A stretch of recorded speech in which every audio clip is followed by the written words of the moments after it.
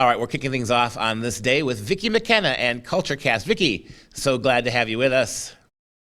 Good to be here, Duke. You know, the American public school system is descending into an apocalyptic form of crazy we have never seen before, and I don't think most of the country is paying attention. What's going on now at a school in Clay County, Florida, Clay County schools in Florida, we have parents filing a federal lawsuit because the school had badgered a young girl into thinking that she was transgender. It was secret meetings that the parents weren't told about. The 12-year-old girl tried to kill herself at the school as a way of dealing with this, and the school tried to cover that up, suggesting that the personal file of her daughter did not belong in the hands of the actual parents who have this girl who tried to kill herself. Yeah, and is appalling and sort of extreme as you all think this story is. The idea that teachers or administrators or school board members reject the concept of parental authority is common. It's just a matter of how it manifests itself. It manifested itself in a very bizarre way here, but consider in Wisconsin, for those of you watching in Wisconsin, there are multiple school districts that now overtly counsel young people to who have shown an interest in transgenderism to transition, declare pronouns, pick new names, without ever letting parents know it is happening. There have been multiple lawsuits filed about that.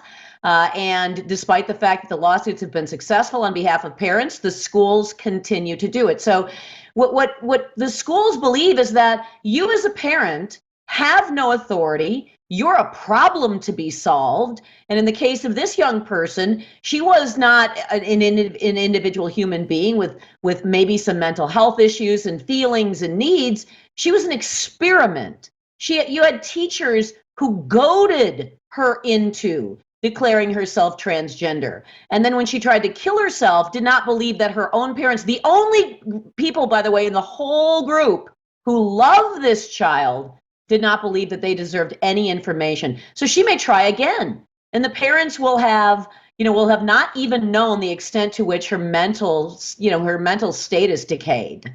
Yeah, let me read from the press release here. This is really shocking stuff. The press statement noted that the parents are claiming district and school officials dismissed all of this. Quote, their parental rights were lost by concealing from the parents the fact that the school officials were having secret meetings with their daughter, trying to affirm the girl as a boy when the 12-year-old girl began to express gender confusion at school. And so what happened was she tried to then hang herself in a school bathroom, and when the parents showed up on site, the school kept her in the parents away from the daughter for almost half an hour before they would consent to let the parents even see the daughter and the state that she was in. It's kidnapping in a way, and it could actually eventually escalate to that becoming a literal kind of kidnapping, but they're trying to cover their tracks. They're trying to deny parental authority.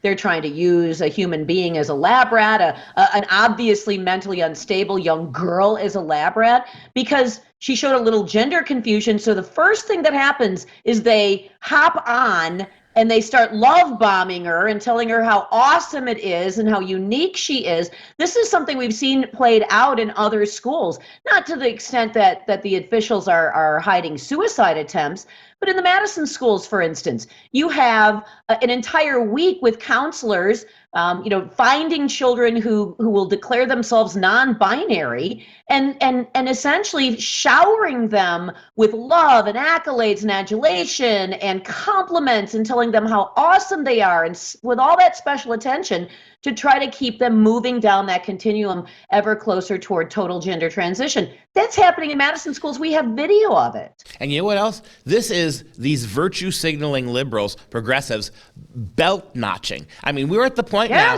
if we're trying to convince kids this is the best thing that could happen to them, think about what's happening here. You have these progressive adults trying to notch as many belt loops here to show how their bona fides are. The more kids they bring over to the correct side, who they convince are the right, they're the ones that are going to lead them into gender paradise.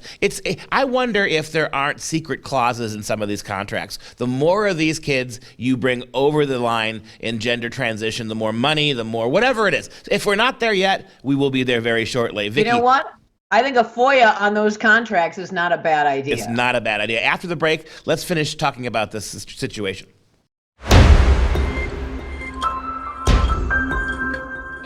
All right, joined again by Vicki McKenna for the second half of our Culture Cast. We're talking about this horrific situation down in Florida where a school actually was secretly trying to convince a 12-year-old girl that she was a boy. When the girl started to resist a little bit or have second thoughts perhaps, she went and tried to hang herself in the bathroom, and the parents themselves were initially held away from the daughter, weren't even able to see her when they showed up on the scene. We have this. One shocked parent asked why this happened. Here's what the school counselor said. The school counselor responded that all of this was because of the child's gender identity issues and that they knew her parents would not be in agreement because of their Catholic Christian beliefs. Let's think about that for a second. So now it's none of their business. Right, and now they've decided that Catholic Christian beliefs have to be rejected, have to be subverted. And so now they've decided that whatever they disagree with, the parental decision they disagree with, they have given themselves complete permission to just simply ignore parental authority, parental rights, by the way, which are protected in the law. And the punishment for this is likely to be maybe administrative sanction in if it's particularly egregious and you can actually prove that they were encouraging her to declare herself alt gender, then maybe you've got some liability. Unlikely, since you're talking about government, and government is largely protected from any kind of accountability on this. And so, what's their recourse? Take their kid out of school. Now you're going to have to find some mental health treatment. By the way, counselors are probably going to try to gender affirm her as well.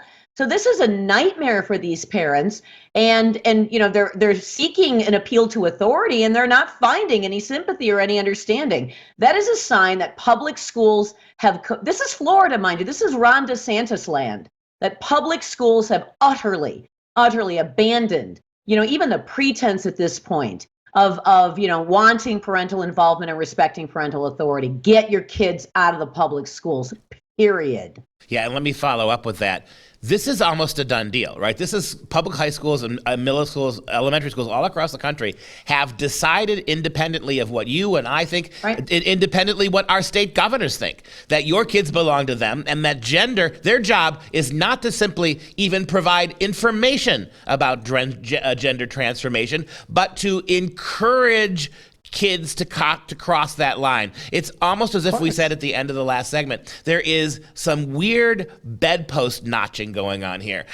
We saw those two teachers in California who are on leave now because they were quietly going behind everybody's back and pulling these kids into private rooms to convince them that they were transgender. This is a very, very bizarre sort of kind of situation where the people who have a stake in this, the people who are promoting transgenderism, it's almost like, Vicki, there's not enough of it for their case to be made. So doggone it, they're going to drum it up. Yeah, I think so, because you're talking about a vanishingly small group of people who are gender confused, gender dysmorphic, and now we're foreclosing. By the way, we're foreclosing medical treatment for those people if they would, like anything, accept an affirmation of their gender confusion. But it's very subversive, and it's among the many subversive things going on in the public school system. You're talking about politics that has given, or education that has given way entirely to politics and sociology, at the expense of learning, at the expense of reading, at the expense of literacy, at the expense of being able to actually know enough to go out and get a job when you're 18 years old. All of it's about the zealot, the zealous ideology that the progressives embrace. And it does not matter how much harm is done. Look, you've got parents who show up at these school board meetings and they're screaming about masks and CRT and all of these wonderful things because they're showing up for a change. So what is the reaction to that? The reaction to that is to cut off parents' comments, threaten to arrest them, have them arrested at school board meetings, not permit them to see their children, hide all of the information of their children struggling, be it academically, socially, or mentally. That's the reaction. The teachers union reaction to all of this is too much parents' involvement here. So we have to find ways to circumvent the authority of those parents, because otherwise we will not be able to accomplish our subversive mission, I think, which is ultimately to use schools to break up the family. And Vicki, you and I know explicitly that if that little girl had managed to kill herself in that public school, the trans activists across this country would have blamed it on transphobia and intolerance and the intolerance of religion and the parents. It is unbelievable. Vicki, it's real and it's not going away.